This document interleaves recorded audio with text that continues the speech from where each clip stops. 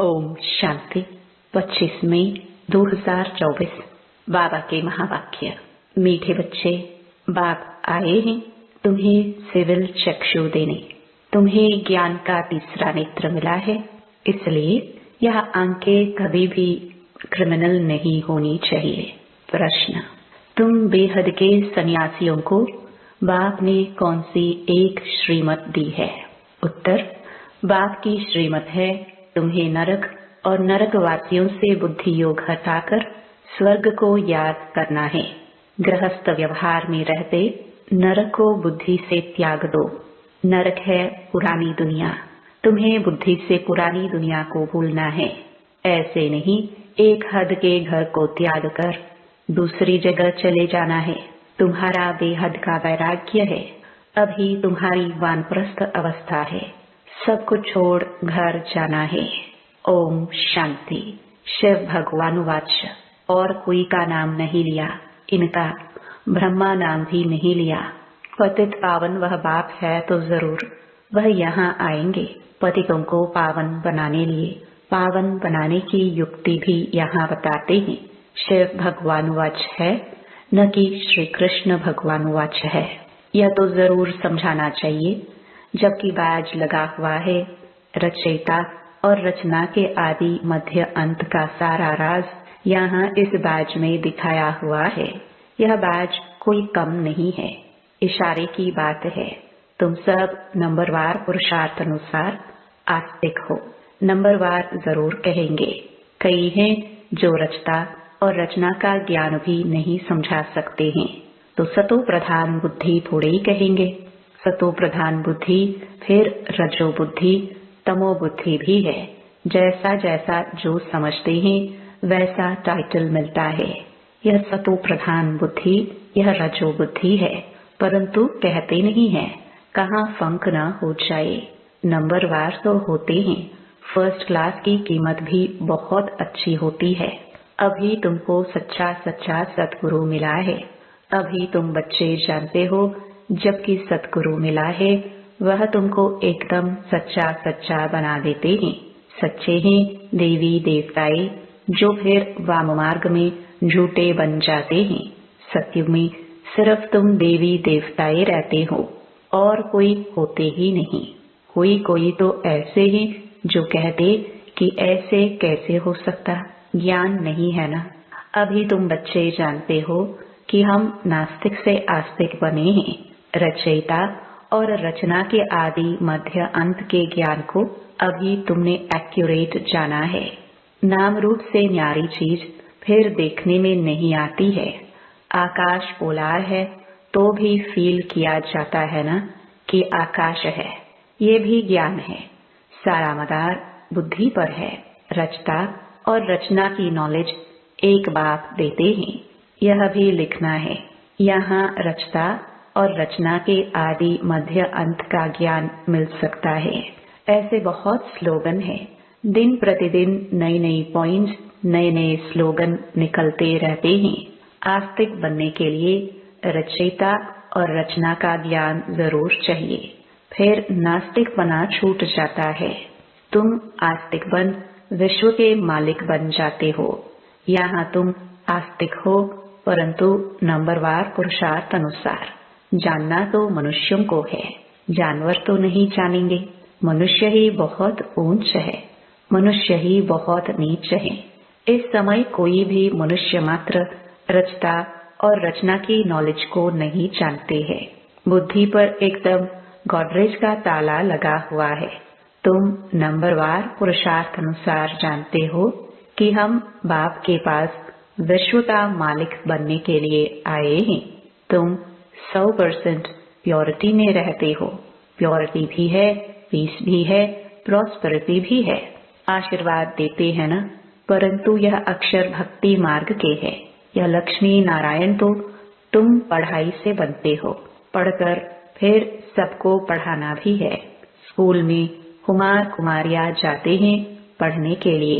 इकट्ठे होने से फिर बहुत खराब भी हो पड़ते हैं, क्योंकि क्रिमिनल आई है ना। क्रिमिनल आई होने कारण पर्दा लगाते हैं। वहाँ तो क्रिमिनल आई होती ही नहीं। तो घूंघट करने की भी दरकार नहीं। इन लक्ष्मी नारायण को कभी पर्दा लगाते देखा है? वहाँ तो कभी ऐसे गंदे ख्यालात भी न आए। यहाँ तो है ही रावण राज्य। यह आंखें बड़ी शैतान है। बाप आकर ज्ञान के चक्षु देते हैं। आत्मा ही सब कुछ सुनती बोलती है, सब कुछ करती आत्मा है। तुम्हारी आत्मा अभी सुधर रही है। आत्मा ही बिगड़कर पापात्मा बन गई थी। पापात्मा उनको कहा जाता है जिसकी क्रिमिनल दृष्टि होती है। वह क्रिमिनल आए तो सिवाय बाप के और कोई सुधार न सके। ज्ञान के सिविल चक्षु एक बाप ही देते हैं। यह ज्ञान भी तुम जानते हो। शास्त्रों में यह ज्ञान थोड़ी है।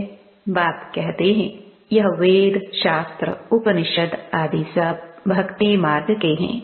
जप तप तीर्थ आदि कुछ भी करने से मुझे कोई मिलते नहीं। यह भक्ति है जो आधा कल्प चलती है। अब तुम बच्चों को यह संदेश सबको देना है। आओ तो हम तुमको रचयिता और रचना के आदि मध्य अंत का ज्ञान सुनाए। परमपिता परमात्मा की बायोग्राफी बताए। मनुष्य मात्र तो बिल्कुल जानते ही नहीं। मुख्य अक्षर है यह। आओ बहनों और भाइयों, आकर रचयिता और रचना के आदि मध्य अंत का ज्ञान सुनो। पढ़ाई पढ़ो जिससे तुम यह बनेंगे। यह ज्ञान पाने से और सृष्टि चक्र को समझने से तुम ऐसे चक्रवर्ती सत्य के महाराजा और महारानी बन सकते हो। यह लक्ष्मी नारायण भी इस पढ़ाई से बने हैं। तुम भी पढ़ाई से बन रहे हो। इस पुरुषोत्तम संगम युग का बड़ा प्रभाव है। बाप आते भी है भारत में, दूसरे कोई खंड में क्यों आएंगे? बाप है अविनाशी सर्जन, तो जरूर आएंगे भी वहाँ ही जो भूमि सदैव कायम रहती है। जिस धरती पर भगवान का पांव लगा वह धरनी कभी विनाश नहीं हो सकती।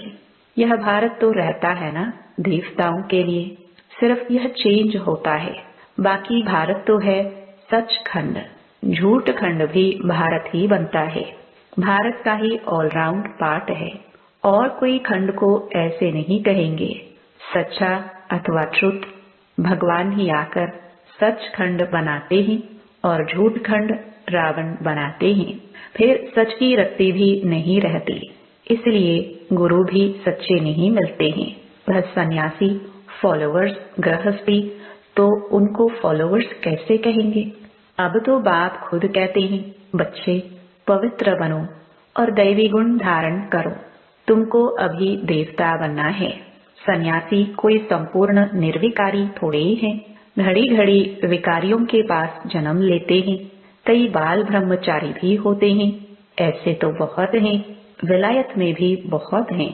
फिर जब बूढ़े होते हैं तब शादी करते हैं संभाल के लिए। फिर उनके लिए धन छोड़कर भी जाते हैं।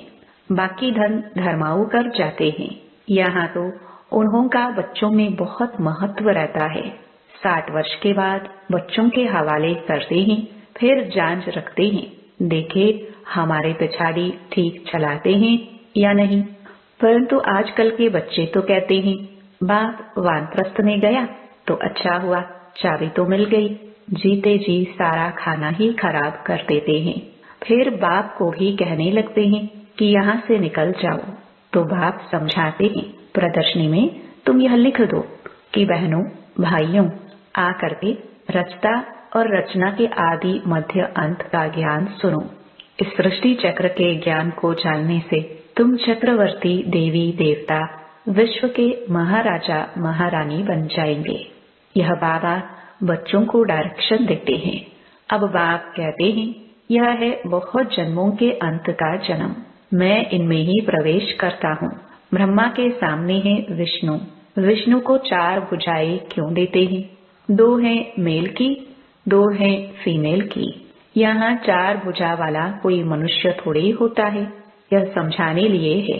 विष्णु अर्थात लक्ष्मी नारायण ब्रह्मा को भी दिखाते हैं 2 भुजा ब्रह्मा की, 2 भुजा सरस्वती की।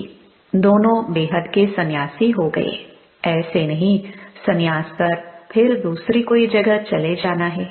नहीं, बाप कहते हैं गृहस्थ व्यवहार में रहते नरक का बुद्धि से त्याग करो। नरक को भूल स्वर्ग को बुद्धि से याद करना है। नरक और नरक वासियों से बुद्धि योग हटाए स्वर्गवासी देवताओं से बुद्धि योग लगाना है। जो पढ़ते हैं उनकी बुद्धि में तो रहता है ना कि हम पास करेंगे, फिर ये बनेंगे। आगे गुरु करते थे जब वानप्रस्थ अवस्था होती थी। बाप कहते हैं मैं भी इनकी वानप्रस्थ अवस्था में ही प्रवेश करता हूँ, जो बहुत जन्मों के अंत के जन्म में है। भगवानुवाच, मैं बहुत जन्मों के अंत वाले जन्म में ही प्रवेश करता हूँ। जिसने शुरू से लेकर अंत तक पाठ बजाया है उसमें ही प्रवेश करता हूँ, क्योंकि उनको ही पहले नंबर में जाना है।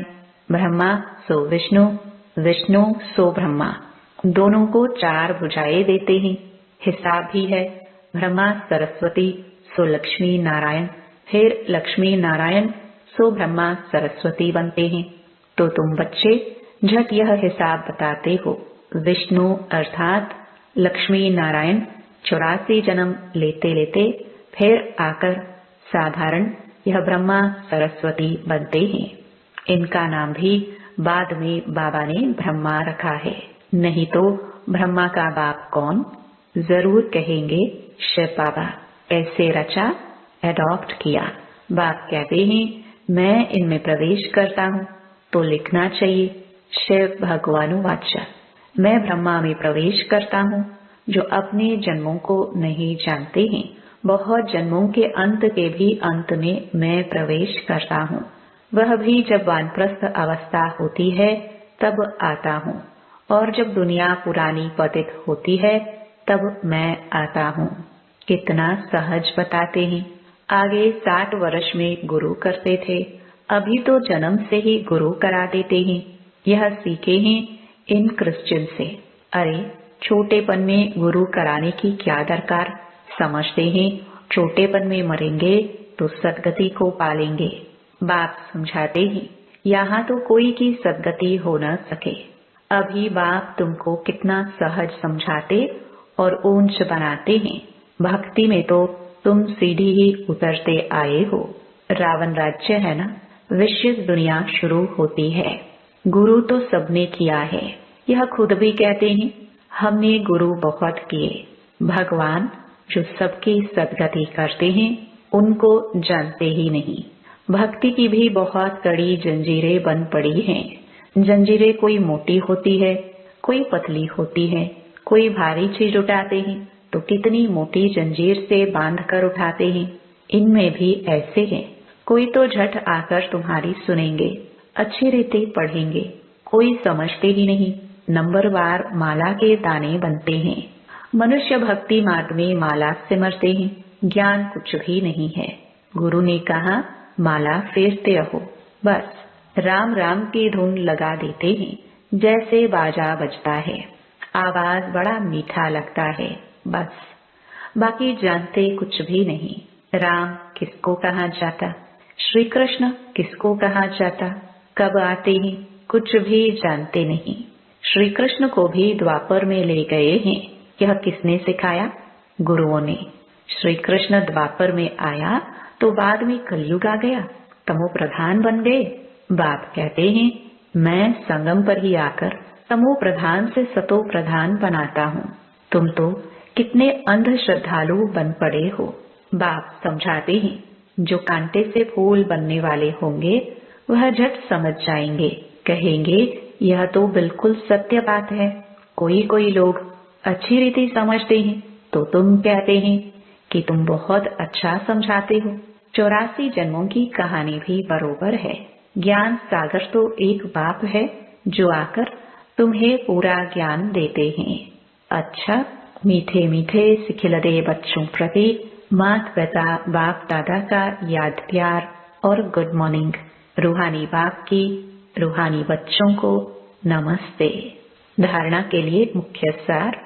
पहला, सतगुरु बाप की याद से बुद्धि को सतो प्रधान बनाना है, सच्चा बनना है, आस्तिक बनकर आस्तिक बनाने की सेवा करनी है। दूसरा, अभी वानप्रस्थ अवस्था है, इसलिए बेहद का सन्यासी बनकर सबसे बुद्धि योग हटा देना है, पावन बनना है और दैवी गुण धारण करने हैं। वरदान, देह और देह के दुनिया की स्मृति से ऊंचा रहने वाले सर्व बंधनों से मुक्त फरिश्ता भव। जिसका कोई भी देह और देहधारियों से रिश्ता अर्थात मन का लगाव नहीं है, वही फरिश्ता है। फरिश्तों के पांव सदा ही धरनी से ऊंचे रहते हैं। धरनी से ऊंचा अर्थात देह भान की स्मृति से ऊंचा। जो देह और देह की दुनिया की स्मृति से ऊंचा रहते हैं, वही सर्व बंधनों से मुक्त फरिश्ता बनते हैं। ऐसे फरिश्ते ही डबल लाइट स्थिति का अनुभव करते हैं। स्लोगन, वाणी के साथ चलन और चेहरे से बाप समान गुण दिखाई दे, तब प्रत्यक्षता होगी। ओम शांति।